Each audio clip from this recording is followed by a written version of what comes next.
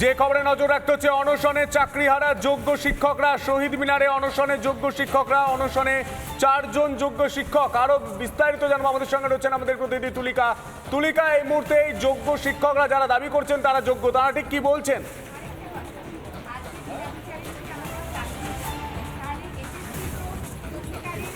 দেখো, হাইকোর্টের নির্দেশে 25,753 জন চাকরি বাতিল হয়েছে ইতিমধ্যে। এই বিষয়টা হিন্ট দিয়ে রাখি সন্তু, এই মুহূর্তে তারা এসএসসিকে তারা দাবি জানাচ্ছেন যে যারা ওয়েমার শিট রয়েছে, অর্থাৎ যোগ্য চাকরি প্রার্থীদের ওয়েমার শিট প্রকাশ করুক, যাতে তাদের চাকরিটা অন্তত ফিরে আসে এবং তাদের সঙ্গে অযোগ্যদের সঙ্গে যাতে যোগ্যদের কোনোভাবেই যাতে মিলিয়ে ফেলা না হয়, সেই দাবি কিন্তু এই মুহূর্তে জানাচ্ছেন। এই মুহূর্তে তুমি দেখতে পাচ্ছ একেবারে সংগ্রামী যৌথ মঞ্চের যে মঞ্চ রয়েছে, যারা চাকরিহারারা রয়েছেন যোগ্য প্রার্থী বলে তারা দাবি করছেন এবং তারা এখানে এসেছেন।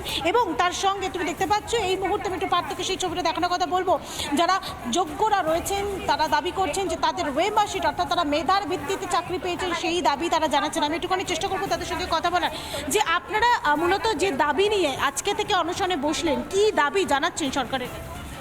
এই যে দুর্নীতিগ্রস্ত এসএসসি যাদের জন্য আজকের আমরা অনশনে বা আজকের আমরা দিশেহারা, তারা সুপ্রিম কোর্টে বলেছে যে হ্যাঁ, এবং প্রেস কনফারেন্স করেও বলেছে যে এসএসসির সভাপতি যে যোগ্য এবং অযোগ্যদের পৃথক করা সম্ভব সুপ্রিম কোর্টের থাপ্পড় খাওয়ার পরে।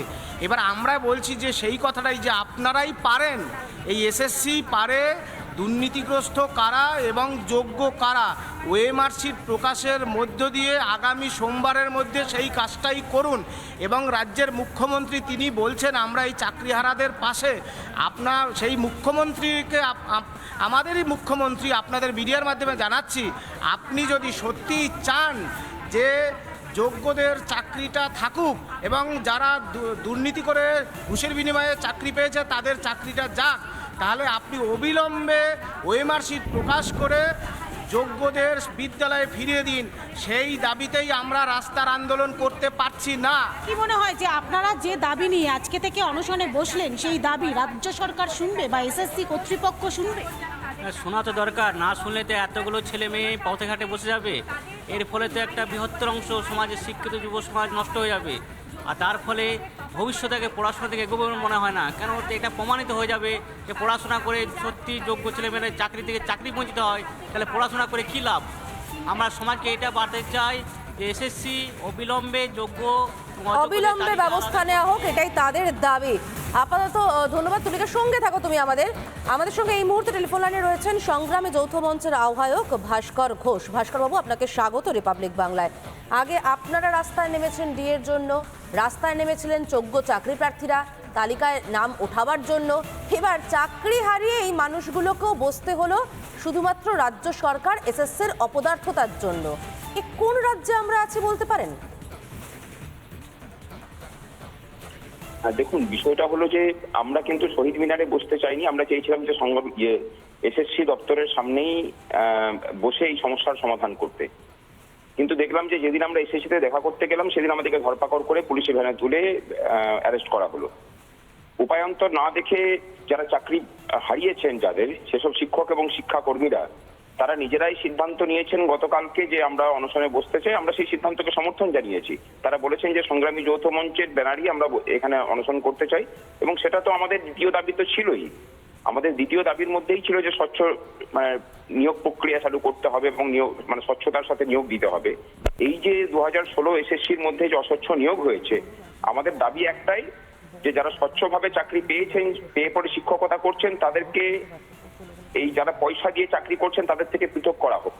এটাকে আমরা বলছি যে এই সেপারেশন করে, সেগ্রিগেট করে সুপ্রিম কোর্ট বলুক এসএসসিতে, এসএসসি বলুক সুপ্রিম কোর্টে গিয়ে যে হ্যাঁ আমাদের কাছে তালিকা আছে, আমরা সেই তালিকা তৈরি করে সুপ্রিম কোর্টে জমা দিতে চাই যে কারা যোগ্য এবং কারা অযোগ্য।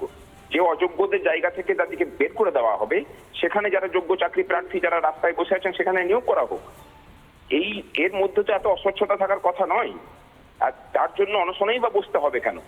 এটা আসলে পশ্চিমবঙ্গের গণতান্ত্রিক এবং সততার যে মূল্যবোধ আর দুর্নীতির যে গভীরতা, এই আজকের অনশন সেই বিষয়টাকে প্রকট করছে বলে আমি মনে করি। অনেক ধন্যবাদ আমাদের সঙ্গে কথা বলার জন্য। আমরা কথা বললাম সংগ্রামী যৌথ মঞ্চের আহ্বায়ক ভাস্কর ঘোষের সঙ্গে।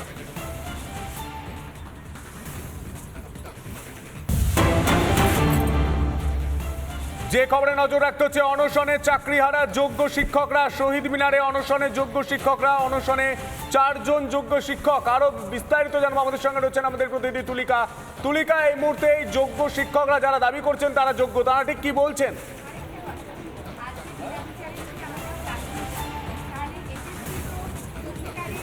দেখো, হাইকোর্টের নির্দেশে 25,753 জন চাকরি বাতিল হয়েছে ইতিমধ্যে। এই বিষয়টা হিন্ট দিয়ে রাখি সন্তু, এই মুহূর্তে তারা এসএসসিকে তারা দাবি জানাচ্ছেন যে যারা ওয়েমার শিট রয়েছে, অর্থাৎ যোগ্য চাকরি প্রার্থীদের ওয়েমার শিট প্রকাশ করুক, যাতে তাদের চাকরিটা অন্তত ফিরে আসে এবং তাদের সঙ্গে অযোগ্যদের সঙ্গে যাতে যোগ্যদের কোনোভাবেই যাতে মিলিয়ে ফেলা না হয়, সেই দাবি কিন্তু এই মুহূর্তে জানাচ্ছেন। এই মুহূর্তে তুমি দেখতে পাচ্ছ একেবারে সংগ্রামী যৌথ মঞ্চের যে মঞ্চ রয়েছে, যারা চাকরিহারারা রয়েছেন যোগ্য প্রার্থী বলে তারা দাবি করছেন এবং তারা এখানে এসেছেন। এবং তার সঙ্গে তুমি দেখতে পাচ্ছ এই মুহূর্তে আমি একটু পার্থকে সেই ছবিটা দেখানোর কথা বলবো, যারা যোগ্যরা রয়েছেন তারা দাবি করছেন যে তাদের ওয়েমার শিট, অর্থাৎ তারা মেধার ভিত্তিতে চাকরি পেয়েছেন, সেই দাবি তারা জানাচ্ছেন। আমি একটুখানি চেষ্টা করবো তাদের সঙ্গে কথা বলার, যে আপনারা মূলত যে দাবি নিয়ে আজকে থেকে অনশনে বসলেন, কি দাবি জানাচ্ছেন সরকারের? এই যে দুর্নীতিগ্রস্ত এসএসসি যাদের জন্য আজকের আমরা অনশনে বা আজকের আমরা দিশেহারা, তারা সুপ্রিম কোর্টে বলেছে যে হ্যাঁ, এবং প্রেস কনফারেন্স করেও বলেছে যে এসএসসির সভাপতি যে যোগ্য এবং অযোগ্যদের পৃথক করা সম্ভব সুপ্রিম কোর্টের থাপ্পড় খাওয়ার পরে। এবার আমরা বলছি যে সেই কথাটাই, যে আপনারাই পারেন, এই এসএসসি পারে দুর্নীতিগ্রস্ত কারা এবং যোগ্য কারা ওয়েমার শিট প্রকাশের মধ্য দিয়ে আগামী সোমবারের মধ্যে সেই কাজটাই করুন। এবং রাজ্যের মুখ্যমন্ত্রী তিনি বলছেন আমরা এই চাকরিহারাদের পাশে। আপনার সেই মুখ্যমন্ত্রীকে আমাদেরই মুখ্যমন্ত্রী আপনাদের মিডিয়ার মাধ্যমে জানাচ্ছি, আপনি যদি সত্যিই চান যে যোগ্যদের চাকরিটা থাকুক এবং যারা দুর্নীতি করে ঘুষের বিনিময়ে চাকরি পেয়েছে তাদের চাকরিটা যাক, তাহলে আপনি অবিলম্বে ওয়েমার শিট প্রকাশ করে যোগ্যদের বিদ্যালয়ে ফিরিয়ে দিন। সেই দাবিতেই আমরা রাস্তার আন্দোলন করতে পারছি না। কি মনে হয় যে আপনারা যে দাবি নিয়ে আজকে থেকে অনশনে বসলেন, সেই দাবি রাজ্য সরকার শুনবে বা এসএসসি কর্তৃপক্ষ শুনবে? শোনা তো দরকার, না শুনলে তো এতগুলো ছেলে মেয়ে পথে ঘাটে বসে যাবে। এর ফলে তো একটা বৃহত্তর অংশ সমাজের শিক্ষিত যুব সমাজ নষ্ট হয়ে যাবে, আর তার ফলে ভবিষ্যতে পড়াশোনা থেকে এগোবে মনে হয় না। কেন এটা প্রমাণিত হয়ে যাবে যে পড়াশোনা করে সত্যি যোগ্য ছেলেমেয়েরা চাকরি থেকে চাকরি বঞ্চিত হয়, তাহলে পড়াশোনা করে কী লাভ? আমরা সমাজকে এটা বাড়তে চাই যে এসএসসি অবিলম্বে ব্যবস্থা নেওয়া হোক, এটাই তাদের দাবি। আপাতত ধন্যবাদ তুলিকা, সঙ্গে থাকো তুমি আমাদের সঙ্গে এই মুহূর্তে টেলিফোন লাইনে রয়েছেন সংগ্রামী যৌথ মঞ্চের আহ্বায়ক ভাস্কর ঘোষ। ভাস্কর বাবু, আপনাকে স্বাগত রিপাবলিক বাংলায়। আগে আপনারা রাস্তায় নেমেছেন ডিএর জন্য, রাস্তায় নেমেছিলেন যোগ্য চাকরি প্রার্থীরা তালিকায় নাম ওঠাবার জন্য। এবার চাকরি হারিয়ে এই মানুষগুলোকেও বসতে হলো শুধুমাত্র রাজ্য সরকার এসএসসির অপদার্থতার জন্য। এ কোন রাজ্যে আমরা আছি বলতে পারেন? দেখুন, বিষয়টা হলো যে আমরা কিন্তু শহীদ মিনারে বসতে চাইনি। আমরা চেয়েছিলাম যে এসএসসি দপ্তরের সামনেই বসে এই সমস্যার সমাধান করতে। কিন্তু দেখলাম যে যেদিন আমরা এসএসসিতে দেখা করতে গেলাম সেদিন আমাদেরকে ধরপাকড় করে পুলিশি ভ্যানে তুলে অ্যারেস্ট করা হলো।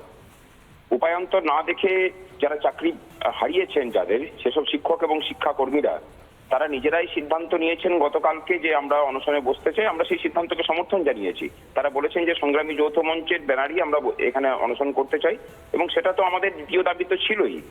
আমাদের দ্বিতীয় দাবির মধ্যেই ছিল যে স্বচ্ছ নিয়োগ প্রক্রিয়া চালু করতে হবে এবং নিয়োগ স্বচ্ছতার সাথে নিয়োগ দিতে হবে।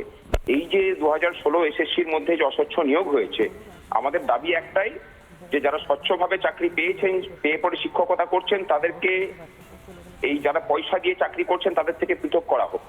এটাকে আমরা বলছি যে এই সেপারেশন করে, সেগ্রিগেট করে সুপ্রিম কোর্ট বলুক এসএসসি বলুক সুপ্রিম কোর্টে গিয়ে যে হ্যাঁ আমাদের কাছে তালিকা আছে, আমরা সেই তালিকা তৈরি করে সুপ্রিম কোর্টে জমা দিতে চাই যে কারা যোগ্য এবং কারা অযোগ্য।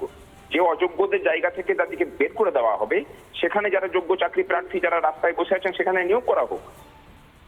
এর মধ্যে তো এত অস্বচ্ছতা থাকার কথা নয়। আর তার জন্য অনশনেই বা বসতে হবে কেন? এটা আসলে পশ্চিমবঙ্গের গণতান্ত্রিক এবং সততার যে মূল্যবোধ আর দুর্নীতির যে গভীরতা, এই আজকের অনশন সেই বিষয়টাকে প্রকট করছে বলে আমি মনে করি। অনেক ধন্যবাদ আমাদের সঙ্গে কথা বলার জন্য। আমরা কথা বললাম সংগ্রামী যৌথ মঞ্চের আহ্বায়ক ভাস্কর ঘোষের সঙ্গে।